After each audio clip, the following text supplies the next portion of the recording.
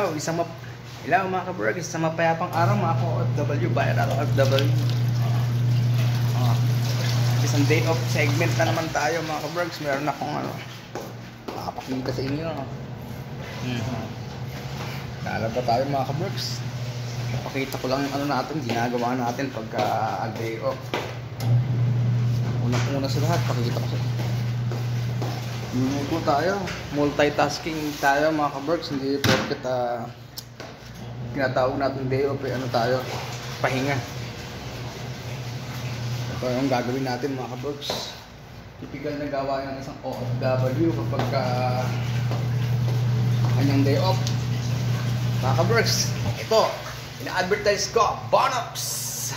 Ito lang, isa sa mga mapula sa mga alat na tubig ng Saudi.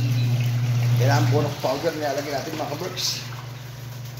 Yan kasi mga ka-burgs, itong powder na tayo, parang walang bisa at saka yung mga ariel-ariel na yan. Ito yung natatanging powder soap na detergent na bumubula dito sa maalat na tubig. Lalo na rito din sa area namin dito. Mga ka-burgs, ito yung ulipong ko. Kukusutin natin. Time check tayo mga ka-burgs. Mag-aalauna na ng madaling araw. Ayan, multitasking pa rin si Brother Dondi. Ito mga ka-burgs, ito yung ating niluluto. Habang naglalaba ay nagluluto tayo mga ka-burgs. Saan ka pa mga OFW viral? Ngayon, pwede na natin sigurong labahan itong kumot natin. Kasi medyo maangat na. At hindi, mabango pa naman siya. Kaso nga lang, 3 weeks na siya. Hindi ginagawa. Dinalabahan yung ating camouflage. Kaya nabuhos natin yun. Yung ating sabon, lagyan na natin itong mahiwagang kumot. At si Brownie, ang punda na aking paboritong punda. Mga ka-burgs, lagyan natin ang ating kumot. Lagyan natin sa magwagang washing. Paikutin na natin yan mga ka-burgs.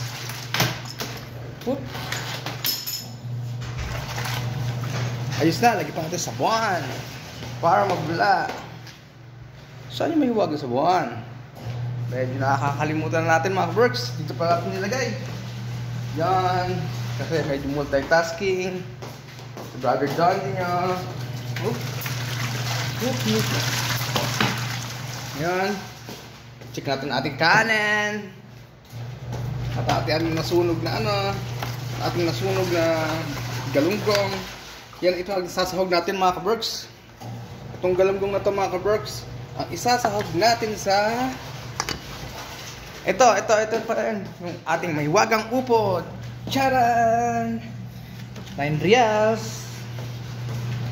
Yan. Pakita natin ating cutting skill mga ka-burgs. Hindi ko na nagagamit yung aking cutting skill. So, okay, nasa resto pa in the house. Ayan mga ka-burgs. Papakita ko naman sa inyo kung paano tayo paano tayo maghiwa. Paano mga ka-burgs. Tumutulong yung mahiwa ng Yan mga ka-burgs. Kailangan natin pakita ang ating cutting skills. Mga ka-burgs, eto na ang ating upo. Mag 5 minutes lang tayo na vlog. Ito yung upo ng buhay. Ito yung pampagalang dahil po at opo ang ating mabibigkas kung sakali natin ito yung kakainin. Yung sabi ng matandang Pilipino.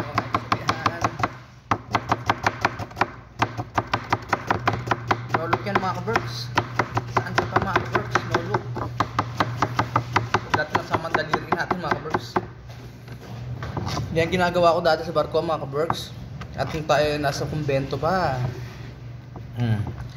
First of all mga ka-burgs, ganito turo ko sa inyo para alam nyo kung paano technique sa paghuhuliwa ng hindi ka mahihiwa.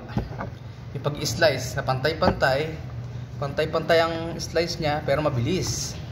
No look kasi may guide. First step mga kabergs, yung tamang paghawak ng knife ay ito. 1, 2, 3. Tapos ito ay magsisilbing dito yung power niya. Tingnan nyo mga kabergs ha, kung paano ang paghiwa para paghawak sa proper handle ng kutsilyo. Ngayon mga kabergs, yung proper paghawak ng vegetable or ng gugulayin nyo. Ito mga kabergs, yan. Kailangan meron kang proper guide. Ang kutsilyo ay ilalagay dito. Mga kabergs, tandaan nyo po dito mga kabergs ha, para hindi ma-slice yung kamay nyo. Kailangan naka-slant ng 45 degrees pag ganito. Tignan mo mga kabergs, nakalayo siya, naka-outer. Ngayon ito, nakapasok siya, naka-guide lang ito mga kabergs. Mga viral OFW. Yan. Ngayon mga kabergs, hihiwain mo siya ng unti-unti. Tignan mo. Masanay ng mga kamay mo, unti-unti lang siya. Kailangan medyo nakalayo siya 45 degrees dun sa iyong daliri.